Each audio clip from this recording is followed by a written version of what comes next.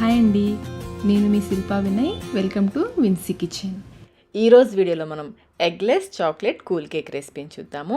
ఎలాంటి క్రీమ్ కానీ baking powder కానీ అవసరం లేదు ఈ కేక్ చేయడానికి. అలాగే ఓవెన్ కేక్ టిన్ లాంటివి లేకుండా ఇంట్లో ఉండే స్టీల్ గిన్నెలు కుక్కర్లోనే ఈ కేక్ని ఈజీగా చేసేసుకోవచ్చు. చూస్తుంటేనే అర్థమవుతుంది కదా కేక్ ఎంత జ్యూసీగా సాఫ్ట్గా ఉందో. టేస్ట్ కూడా చాలా చాలా బాగుంటుందండి. అన్నీ కూడా ఇంట్లో అందరికీ అందుబాటులో ఉండే వస్తువులతోనే చాలా ఈజీగా చేసుకోవచ్చు. మరి ఈ సింపుల్ చాక్లెట్ కూల్ కేక్ని ఎలా తయారు చేసుకోవాలో చూసేద్దాం రండి. ముందుగా మిక్సీ జార్లోకి 3/4 కప్పు బొంబాయి రవ్వ, సూజీ అంటాం కదా, ఉప్మా రవ్వ 3/4 కప్పు వేసుకొని మధ్యలో ఆపుకుంటూ ఒక 5 నిమిషాల పాటు గ్రైండ్ చేసుకోవాలి. ఇది మరీ మెత్తగా అవ్వదు, కొంచెం బరకగానే ఉంటుంది. మధ్యలో ఆపుకుంటూ గ్రైండ్ చేసుకోవాలి. ఇది వెయిట్లో వచ్చేసి 130 గ్రామ్స్, 130 గ్రాముల రవ్వ తీసుకున్నాను. దీన్ని ఒక మిక్సింగ్ బౌల్లోకి వేసేసుకోవాలి. ఇప్పుడు ఇందులో అరకప్పు పాలు పోసుకోవాలి. కాచి చల్లార్చిన పాలు 1/2 కప్ పోసేసుకొని ఉండలేమి లేకుండా బాగా కలుపుకోవాలి. కలుపుతూ ఉంటే రవ్వ పాలను పీల్చేసుకుని ఈ విధంగా గట్టిగా అవుతుంది. ఇలా ఉండలేమి లేకుండా బాగా కలిపేసుకొని ఇప్పుడు ఇందులో అరకప్పు పెరుగు వేసుకోవాలి. ఫ్రెష్ పెరుగు వేసుకోవాలి. రూమ్ టెంపరేచర్లో ఉన్న ఫ్రెష్ పెరుగు వేసుకోవాలి. పెరుగు మరీ చిక్కగా ఉండకూడదు, అలానే మరీ పలచగా ఉండకూడదు. 1/2 కప్ పెరుగు వేసేసుకొని మళ్ళీ ఎక్కడొక్కడ ఉండలు లేకుండా బాగా కలుపుకోవాలి. ఇలా కలిపేసుకొని మూత పెట్టేసి ఒక అరగంట పాటు పక్కన పెట్టేసుకోండి. ఈ రవ్వ నానేలోపు మనం మిగతా ప్రాసెస్ చూసుకుందాము. మిక్సీ జార్లో అరకప్పు పంచదార, వెయిట్లో వచ్చేసి 100 గ్రాములు, 100 గ్రామ్స్ పంచదార వేసుకుని మెత్తగా గ్రైండ్ చేసుకుని పక్కన పెట్టేసుకోండి. అలాగే ఒక చిన్న బౌల్ తీసుకుని ఇందులో 1/2 కప్పు, 1/4 కప్పు పంచదార, వెయిట్లో వచ్చేసి 50 గ్రామ్స్, 50 గ్రాముల పంచదార, అరకప్పు వేడి నీళ్లు పోసుకుని కలుపుకుంటూ ఈ పంచదారని కరిగించుకోవాలి. పంచదార పూర్తిగా కరిగిపోయింది. ఇప్పుడు ఈ షుగర్ సిరప్ని కూడా పక్కన పెట్టేసుకోండి. కేక్ని బేక్ చేసుకోవడానికి ఇక్కడ నేను అడుగు మందంగా ఒక స్టీల్ గిన్నె తీసుకున్నాను. ఇంట్లో ఉండే ఏదైనా స్టీల్ గిన్నె తీసుకోండి, కాకపోతే అడుగు మందంగా ఉండాలి. ఇందులో కొంచెం నూనె వేసుకొని అంతా కూడా స్ప్రెడ్ చేసుకోవాలి. అడుగున స్ప్రెడ్ చేయాలి, అలాగే అంచులకు కూడా నూనె అంతా కూడా స్ప్రెడ్ చేసుకోవాలి.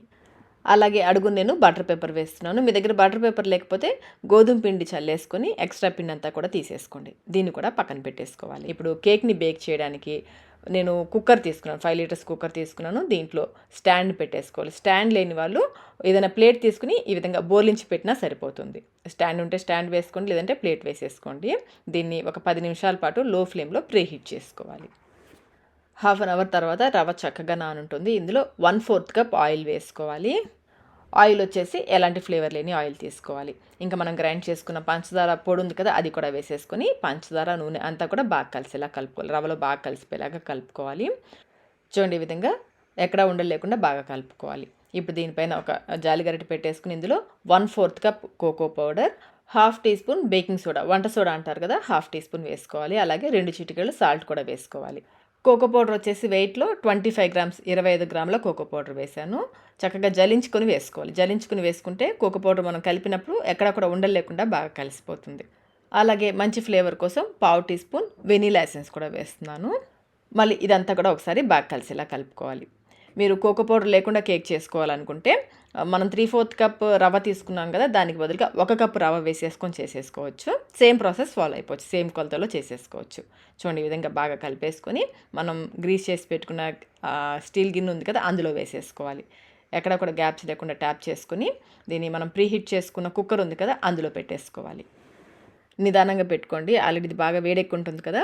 ఇప్పుడు కుక్కర్ మూతకి గ్యాస్ కట్ ఇంకా విజిల్ రెండూ తీసేసి క్లోజ్ చేసేసుకొని లో ఫ్లేమ్లో 50 to 55 మినిట్స్ వరకు బేక్ చేసుకోవాలి.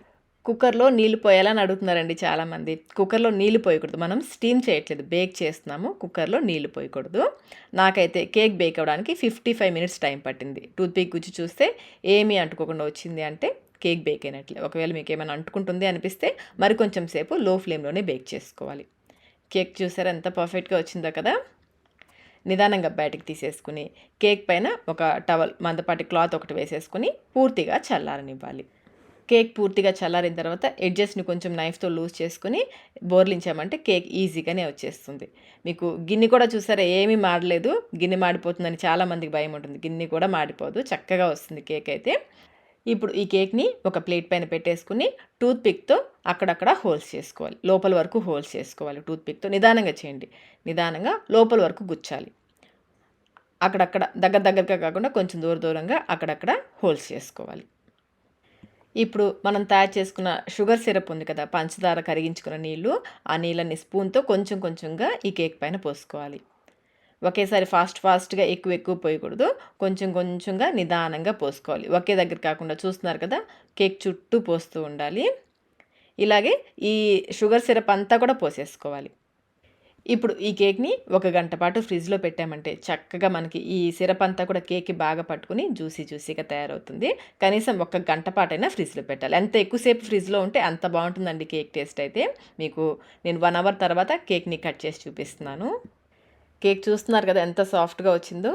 మనం షుగర్ సిరప్ కూడా వేసాం కదా, జ్యూసీగా చాలా బాగుంటుంది. అలాగే కేక్ పైన ఒక లేయర్ లాగా వస్తుంది చూడండి, కొంచెం ఒక లేయర్ మనకి డార్క్ కలర్లో కనిపిస్తుంది కదా, అది బాగా చాక్లెట్ ఫ్లేవర్తో క్రీమీగా చాలా బాగుంటుంది.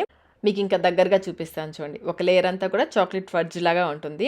క్రీమ్ లేకుండా చాక్లెట్ కూల్ కేక్ చేసుకోవాలనుకున్న వాళ్ళైతే తప్పకుండా ఈ రెసిపీని ట్రై చేయండి. పిల్లలు కూడా ఇష్టంగా తింటారు.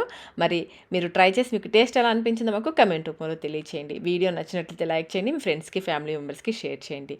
ఇలాంటి మరిన్ని రెసిపీస్ కోసం మన ఛానల్ని సబ్స్క్రైబ్ కూడా చేసుకోండి. Thank you.